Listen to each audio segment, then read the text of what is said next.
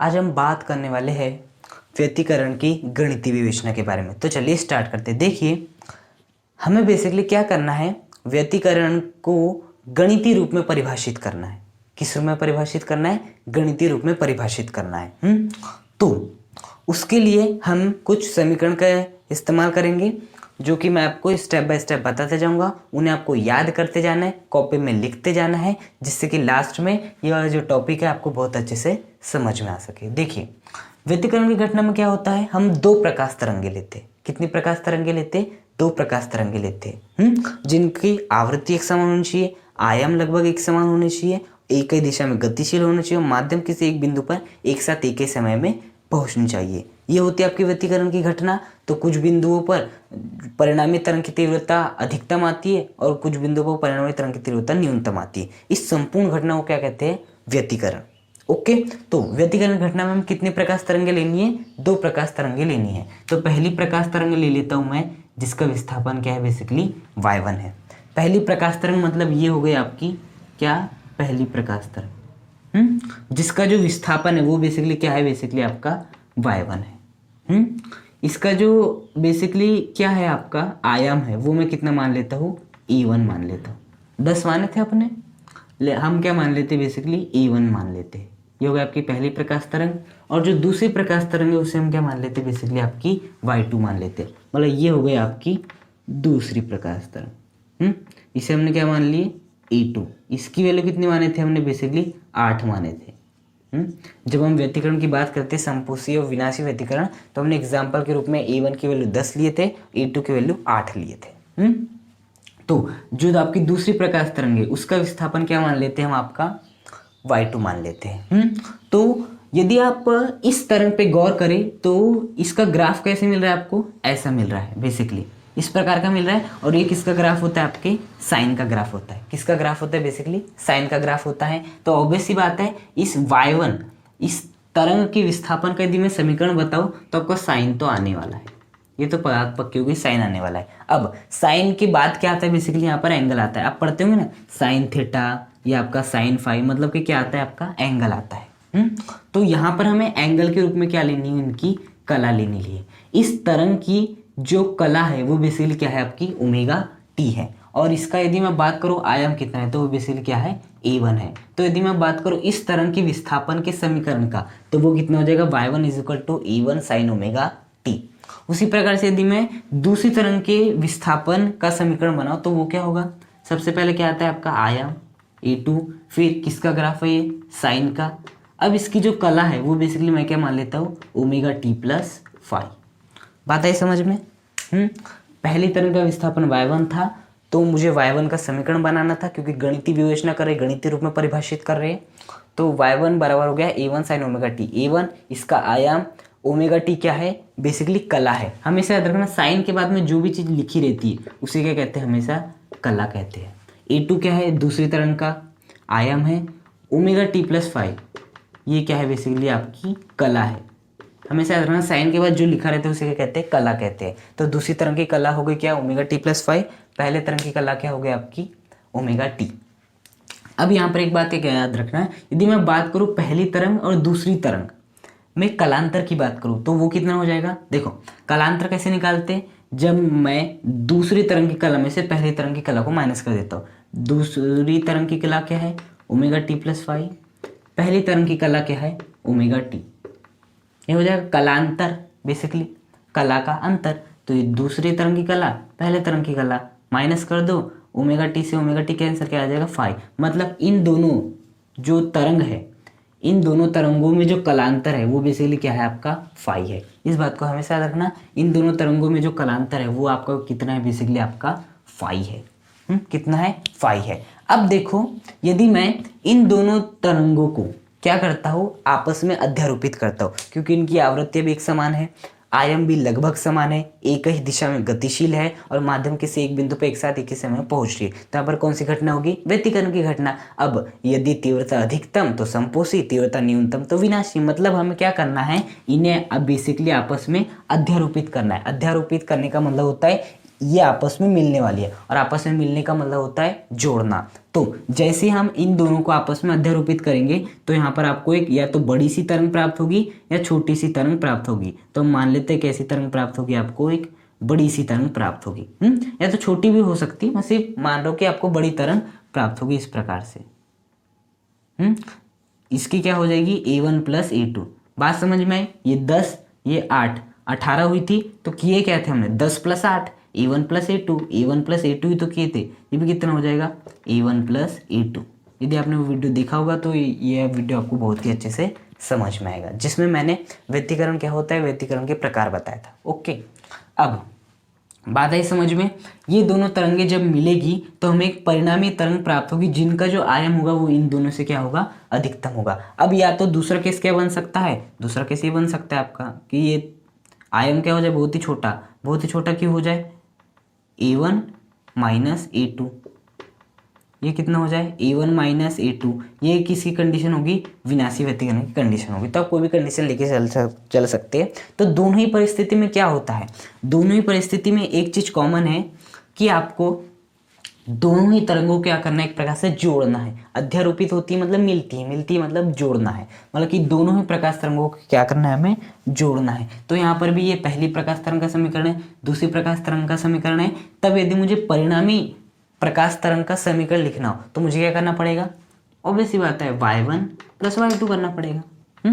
जब मैं इस तरंग में इस तरंग को जोड़ो तो मुझे ये तरंग मिल रही है।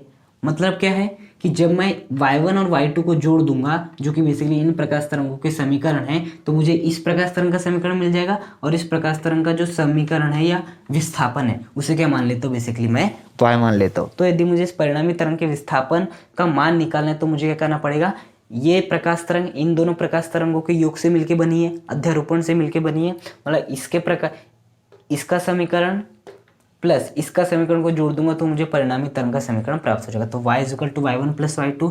अब देखिए y बराबर y1 की वैल्यू कितनी है, A1 sine omega T, plus y2 की वैल्यू कितनी है, A2 sine omega T plus 5 है। इतनी वैल्यू आपकी, y1 की value A1 sine omega T, y2 की value A2 sine omega T plus 5। अब देखिए यहाँ पर क्या हो जाएगा, y बराबर A1 sine omega T plus A2। देखिए यहाँ पर एक फॉर्मूला बन रहा है आपका साइन A प्लस बी का बन रहा है। साइन A प्लस बी बराबर कितना होता है, sine A cos B plus cos A sine B. ये होता है आपका फॉर्मूला किसका, साइन A प्लस बी का। तो देखिए यहाँ पर वही condition, sine A plus B, A के स्थान पे क्या है आपका ओमेगा टी और बी के स्थान पे क्या है आपका फाई है। तो यदि मैं साइन A प्लस बी के फॉर्मूले को यहाँ पर अप्लाई करना चाहूँ तो क्या हो जाएगा, देखना पहले क्या रहा है, साइन ए के स्थान पे क्या है आपका ओमेगा टी, तो क्या हो जाएगा साइन ओमेगा टी। फिर क्या आएगा आपका कॉस आएगा, बी के स्थान पे क्या है आपका फाई है, क्या हो जाएगा cos phi, plus cos A का मान कितना है ओमेगा टी, तो क्या हो जाएगा कॉस ओमेगा टी। फिर क्या है साइन बी किसके बराबर है, फाई के बराबर, तो क्या हो जाएगा साइन फाई। तो साइन A प्लस बी के फॉर्मूले से हमने sine omega T plus phi को क्या लिख लिए, sine omega T cos phi plus cos omega T sine phi. इतनी बात आई समझ में। अब देखिए इस A2 को इंटू अंदर करा देते तो क्या हो जाएगा, y is equal to A1 sine omega T plus A2 का इंटू अंदर कराओ A2 sine omega T cos phi plus A2 cos omega T sine phi. बात आई समझ में इतनी।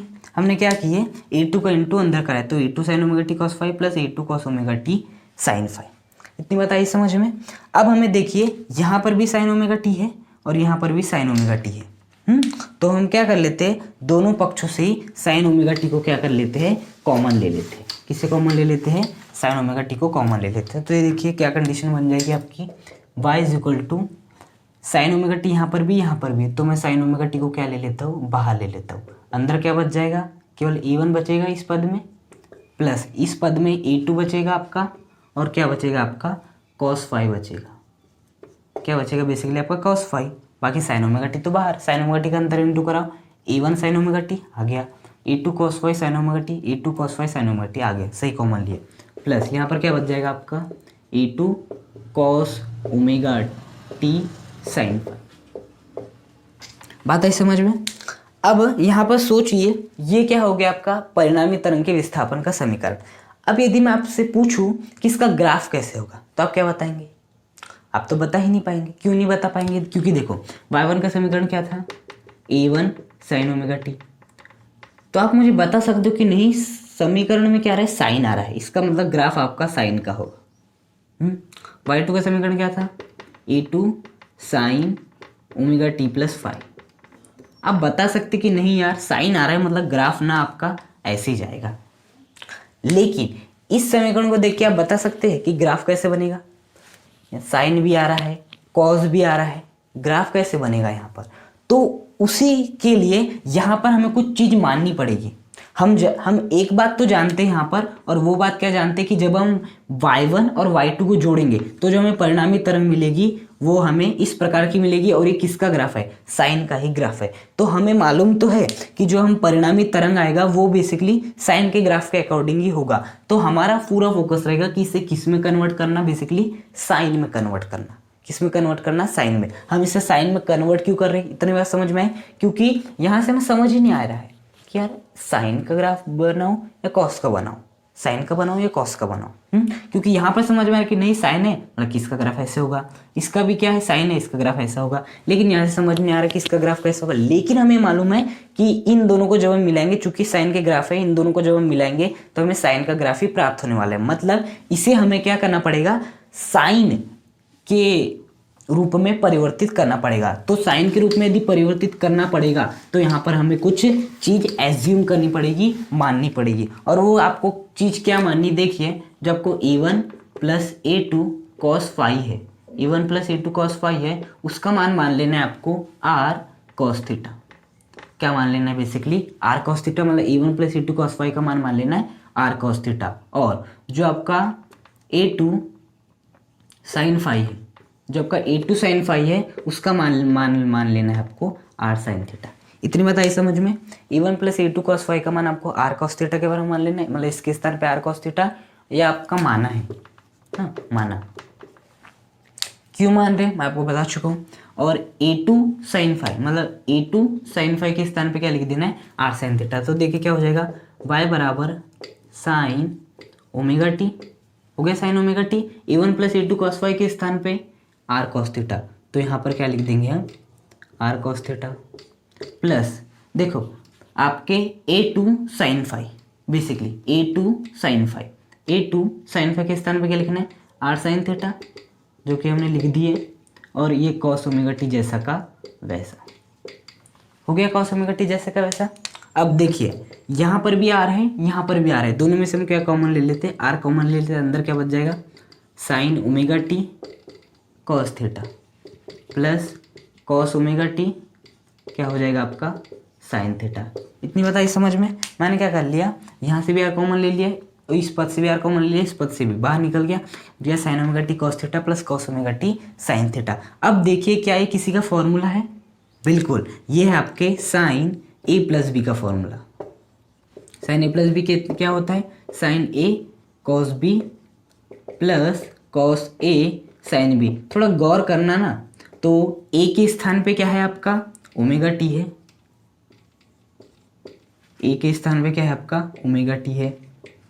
b के स्थान पे क्या है आपका? थीटा है। b के स्थान पे क्या है? थीटा है। देखिए sign omega T cos theta plus cos omega T sine theta. तो a के स्थान में क्या था आपका? ओमेगा टी, और b के स्थान में क्या था? थीटा। तो यहाँ से मुझे बता सकते हैं कि sine omega T cos theta plus cos omega T sine theta की वैल्यू किसके बराबर हो जाएगी? Sign omega T plus theta के बराबर हो जाएगी। तो यहाँ से हम क्या लिख सकते हैं? y बराबर r sign omega T plus theta. बात आई समझ में? क्या हुआ यहाँ पर? अब देखिए हमारा जो परिणामी तरंग का समीकरण आ गया वो किसके पदों में गया? साइन के पदों में। मतलब हम डेफिनेटली बोल सकते हैं कि जो आपकी परिणामी तरंग होगी उसका भी जो ग्राफ कैसा होगा? साइन की तरह होगा, या तो ऐसा या तो बेसिकली आपका छोटा वाला जब विनाशी व्यतिकरण होगा। तो इतनी बात आई समझ में कि हमने यहाँ पर ऐसा क्यों माना? क्योंकि हमें मालूम था कि नहीं यार ग्राफ तो साइन का ही आने वाला है, लेकिन साइन के पदों में से कन्वर्ट करने के लिए ये हमने चीज़ मान ली है। इतनी बात आई। तो ये किसका समीकरण हो गया, जो आपकी परिणामी तरंग थी, जो आपकी परिणामी तरंग थी उसके विस्थापन का ये बेसिकली आपका समीकरण आ गया। आपको इसे अच्छे से क्या करना है, याद करना है।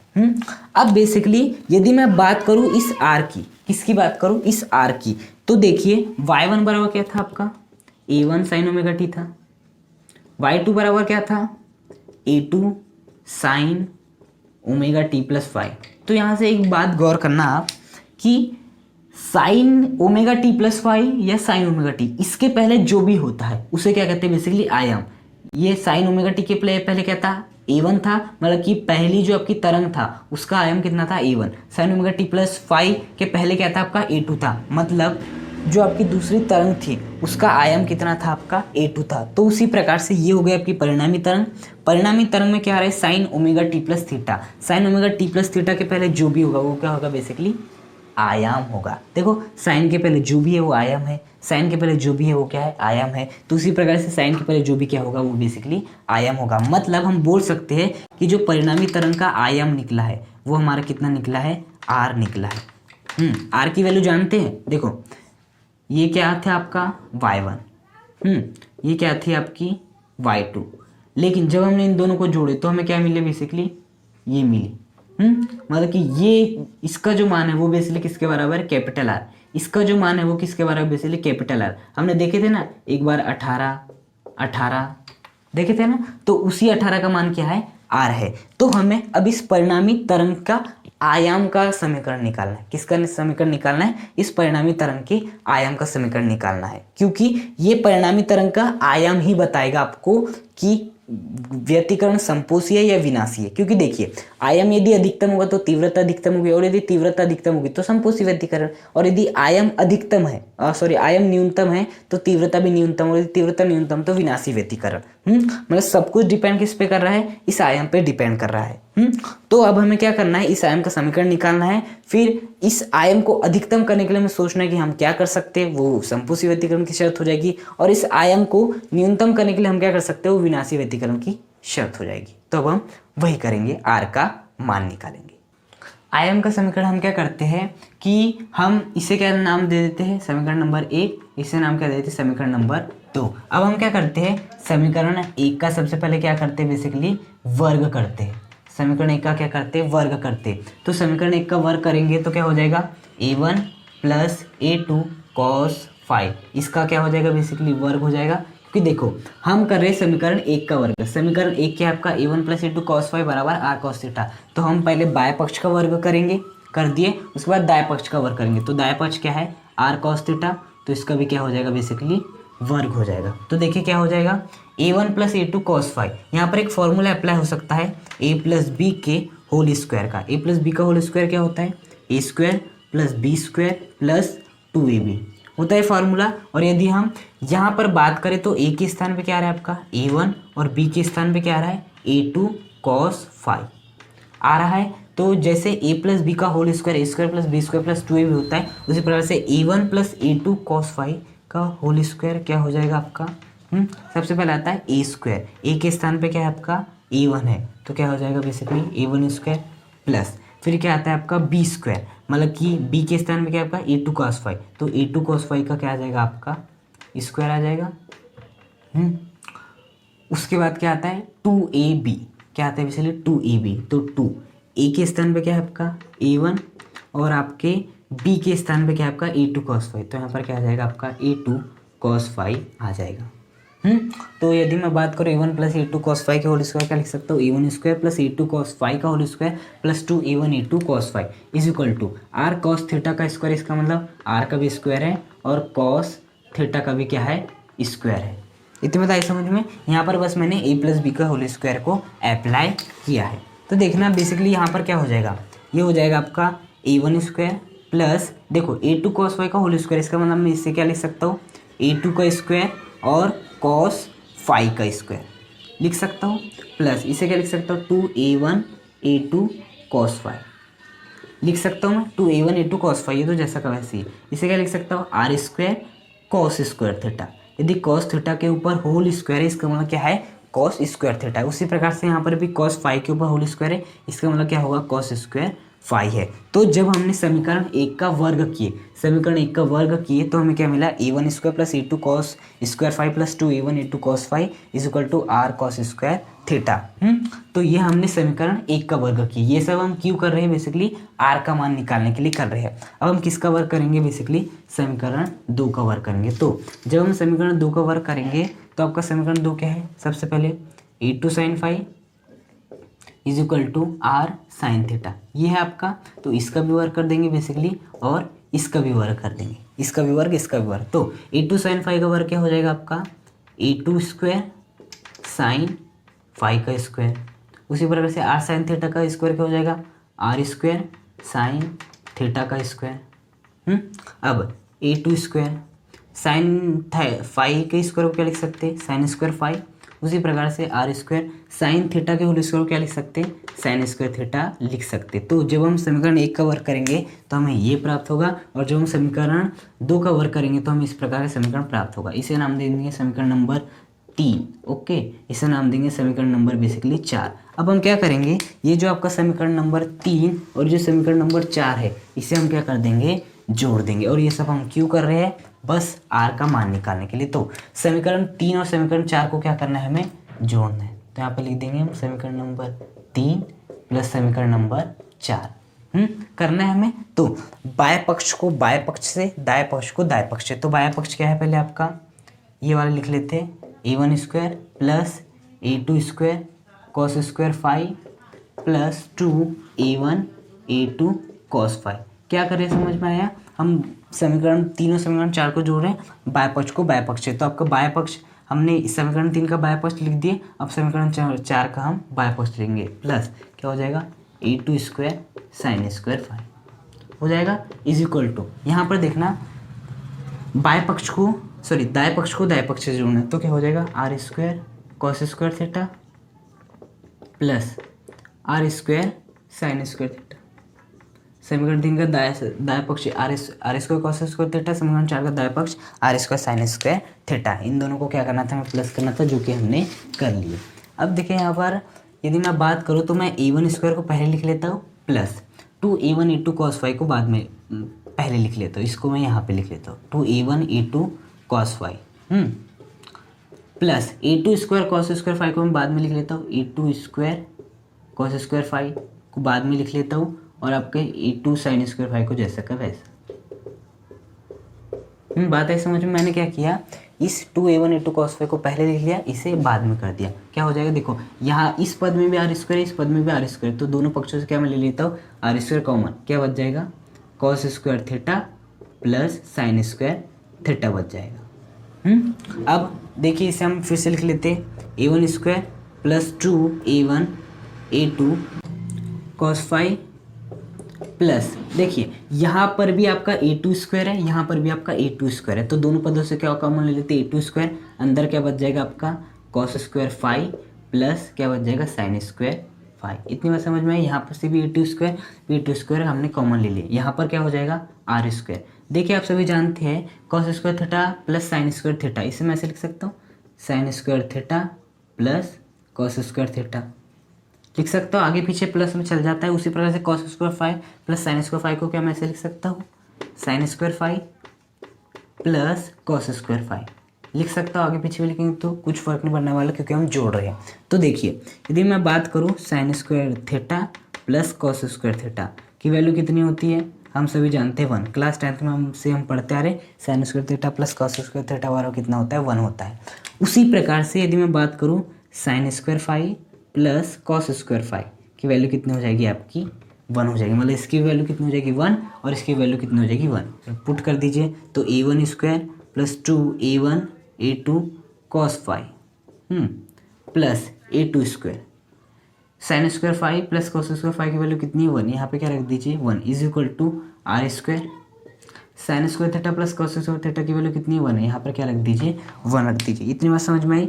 हमने क्या रख दी, basically sine square theta plus cos square theta के स्थान पे 1, और sine square phi cos square phi के स्थान पे भी क्या रख दिया, हमने 1 रख दिए 1। तो देखिए अब क्या हो जाएगा आपका, a1 square plus 2a1 a2 cos phi हो जाएगा, प्लस ये हो जाएगा आपका a2 square is equal to are square, a two square into one a two square ही होगा और r square into one r square ही होने वाला है। तो ऐसे आर स्क्वायर की वैल्यू आ गई इतनी। हमें किसकी वैल्यू निकालना था, बेसिकली आर की वैल्यू, क्योंकि आर ही आपका परिणामी तरंग का आयाम है। तो हम क्या कर देंगे, दोनों पक्षों का वर्गमूल ले लेंगे, दोनों पक्षों क्या ले लेंगे, वर्गमूल। तो ये दो से ये कैंसिल हो जाएगा, तो बेसिकली यहाँ पर क्या बचेगा आर, लेकिन यहाँ पर कैंसिल नहीं होने वाला। तो ये आर की वैल्यू कितनी आ जाएगी, under root of A one square plus 2a1 a2 cos phi plus a2 square. तो जो आपका परिणामी तरंग आ गया उसका आयाम कितना आ गया, under root of A one square plus 2a1 a2 cos phi plus a2 square. और यही क्या है आपके परिणामी तरंग का आयाम, मतलब जो आपकी परिणामी तरंग बनी थी ये लंबी वाली, इसके तरंग का जो आयाम था वो बेसिकली कितना आया था आपका 18 आया था। यदि हम बात करें किस कंडीशन की, ये वाली कंडीशन की बात करें, ये वाली कंडीशन की यदि मैं बात करूँ तो यदि मैं इन दोनों को जोड़ता तो 18 में था, क्योंकि इसकी वैल्यू कितनी थी आपकी 10 थी, इसकी वैल्यू 10 थी, इसकी वैल्यू कितनी थी 8 थी, इसकी वैल्यू कितनी थी आपकी 8 थी। तो 10 + 8 18 आया था। तो जो 18 है वो बेसिकली क्या है आपका आर है, ये जो आपका 18 है वो बेसिकली क्या है आपका आर है। तो ऐसे बात समझ में आई, जो आपकी परिणामी तरंग या तो ऐसी प्राप्त हो सकती है या तो कैसी प्राप्त होगी आपकी ऐसी प्राप्त होगी। तो जो इस परिणामी तरंग का जो आयाम है वही क्या है आपका आर है। बात समझ में आई, जो आपका परिणामी तरंग का आयाम है वो क्या आ गया आपका आर आ गया। अब यदि यही परिणामी तरंग का आयाम क्या हो जाए, अधिकतम हो जाए, यही यदि आपकी परिणामी तरंग का आयाम क्या हो जाए, अधिकतम हो जाए, मतलब जो आपका आयाम है वो क्या हो जाए, अधिकतम हो जाए, यही आयाम यदि अधिकतम हो जाए तो बताओ क्या अधिकतम हो जाएगी, ऑब्वियस सी बात है तीव्रता क्या हो जाएगी अधिकतम। और ये जो तीव्रता क्या हो गई, अधिकतम हो गई, इसका मतलब कौन सा व्यतिकरण हो जाएगा आपका, संपोषी व्यतिकरण हो जाएगा। और संपोषी व्यतिकरण की तो शर्त निकालना था हमें, हमने व्यतिकरण के परिणामी तरंग निकाल लिए। अब व्यतिकरण के लिए संपोषी व्यतिकरण की शर्त निकालना था, उसके लिए हमें आयाम चाहिए था, तो हमने आयाम का मान निकाले। अब यदि इसी आयाम का मान अधिकतम हो जाएगा तो तीव्रता अधिकतम हो जाएगी, तीव्रता अधिकतम हो जाएगी तो संपोषी व्यतिकरण, मतलब हमें एक प्रकार से क्या करना है, इस आयाम को क्या करना है, अधिकतम करना है। अब बताओ इस आर का मान, मतलब कि इस आयाम का मान यदि मुझे अधिकतम करना है, मतलब इस आर का मान अधिकतम करना है, तो मैं क्या कर सकता हूँ, यहाँ पर बस मैं एक चीज़ है वो है आपकी cos फाई को चेंज कर सकता हूँ। बाकी a1 जो रहेगा वो 10 ही रहने वाला है, जो का a2 है वो 8 ही रहने वाला है। हमारे एग्जाम्पल के हिसाब से cos फाई चेंज हो सकता है, कलांतर बेसिकली चेंज हो सकता है। तो हमें यदि आयाम को अधिकतम करना है तो तीव्रता अधिकतम हो जाएगी, मतलब आयाम को अधिकतम करने के लिए मुझे किसे अधिकतम करना पड़ेगा, बेसिकली cos फाई को अधिकतम करना पड़ेगा।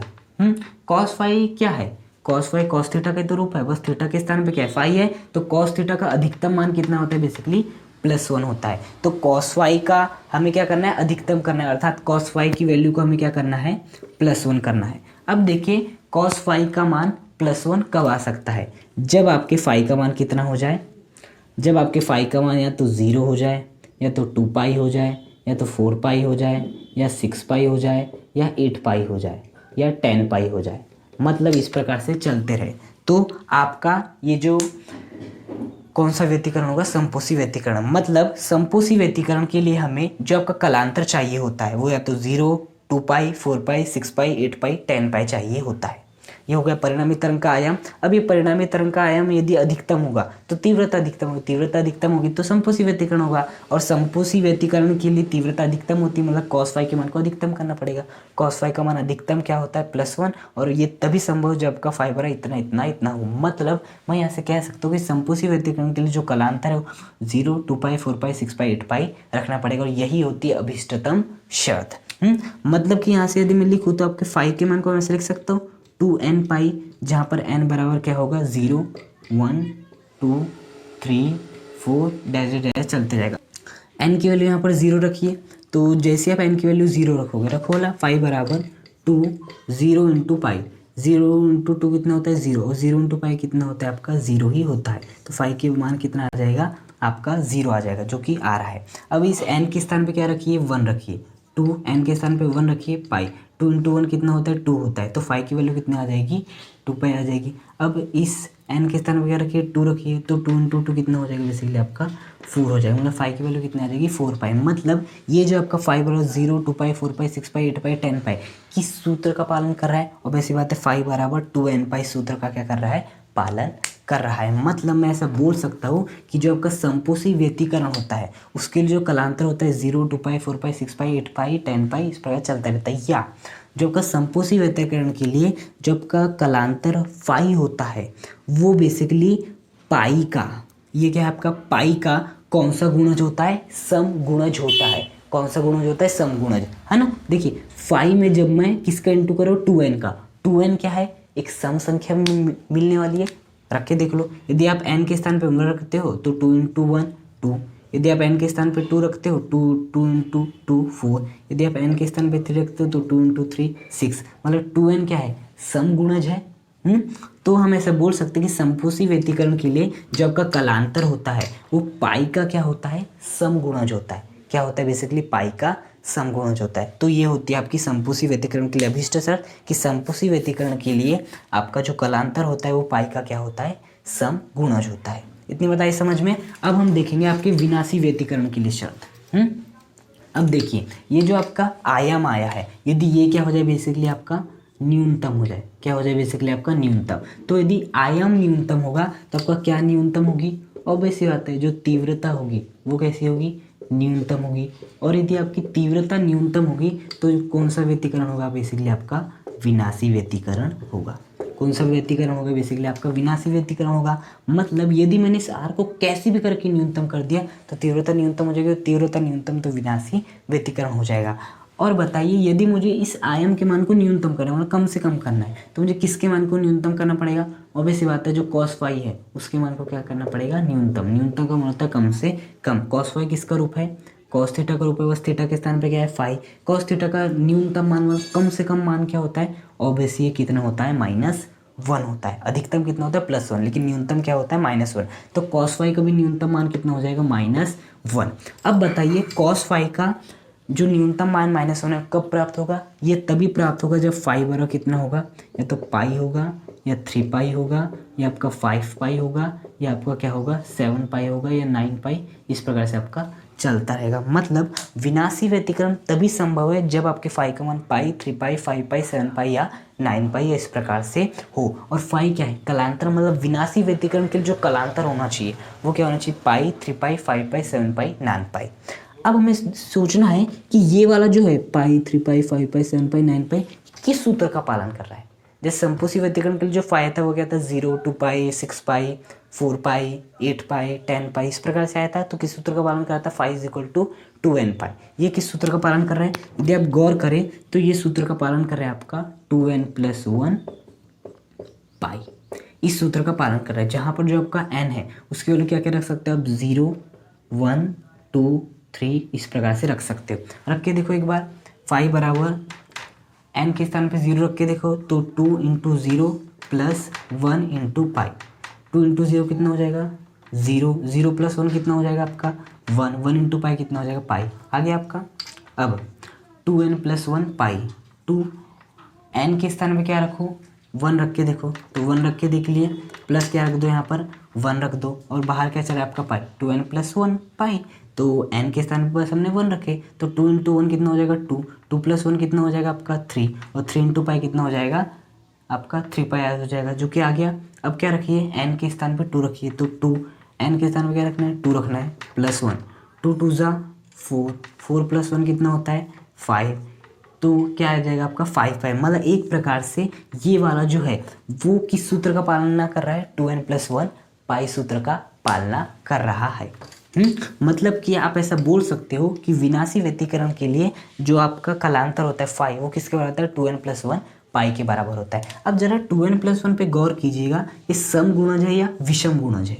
देखिए n के स्थान पे 0 रखो, 2 0 + 1 कितना प्राप्त होगा, हमें 1 प्राप्त होगा। n के स्थान पे क्या रखो आप, बेसिकली n के स्थान पे रख दो आप 1, तो 2 × 1 + 1, 2 × 1 कितना हो जाएगा 2 + 1 3। n के स्थान पे 2 रखो कितना प्राप्त होगा 5, n के स्थान पे 3 रखो कितना प्राप्त होगा 7। मतलब 2n + 1 हमेशा कौन सी वैल्यू आने वाली है, विषम वैल्यू आने वाली है।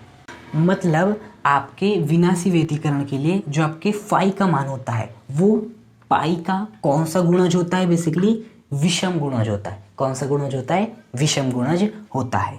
या आप ऐसा बोल सकते हो विनाशी व्यतिकरण के लिए जो आपका कलांतर होता है वो पाई का क्या होता है, विषम गुणज होता है। तो बात समझ में, संपोषी व्यतिकरण के लिए जो पाई कलांतर होता है वो पाई का समगुणज होता है, जबकि विनाशी व्यतिकरण के लिए जो आपका फाई है वो पाई का क्या होता है, समगुणज होता है। तो बेसिकली व्यतिकरण की गणितीय विवेचना में हमने क्या किया, सबसे पहले y1 y2 माने, उसके बाद जो परिणामी तरंग का समीकरण है वो निकाले। उसको निकालने के लिए हमने कुछ माना था, उस जो हमने माना था उससे हमने क्या निकाले, परिणामी तरंग का आयाम निकाले, और इस आयाम ने सब कुछ डिसाइड किया कि संपोषी कब होगा, विनाशी कब होगा। संपोषी कब होगा, जब बेसिकली इस आयाम का मान अधिकतम, क्योंकि तीव्रता अधिकतम हो जाएगी। तो जो शर्त आई थी वो क्या आई थी, phi is equal to 2n pi आई थी। और यदि हमने इस आयाम के मान को न्यूनतम कर दिए तो आपकी तीव्रता न्यूनतम हो जाएगी। तीव्रता न्यूनतम तो विनाशी व्यतिकरण। तो जब हमने r के मान को न्यूनतम किया, हमने cos फाई के मान को न्यूनतम किए, और cos फाई का मान न्यूनतम किए तो फाई बराबर क्या आ गया, 2n+1 पाई आ गया। तो इस प्रकार से हमने जो संपोषी व्यतिकरण और जो विनाशी व्यतिकरण थी उसके लिए बेसिकली आवश्यक शर्त निकाल ली। एग्जाम में बेसिकली पूछा जाता है व्यतिकरण की गणितीय विवेचना कीजिए, साथ ही साथ संपोषी व्यतिकरण और विनाशी व्यतिकरण के लिए आवश्यक शर्तों का निगमन कीजिए। तो आपको पूरा डेरिवेशन, इस वीडियो में जितने भी डेरिवेशन किए पूरा आपको करना रहता है।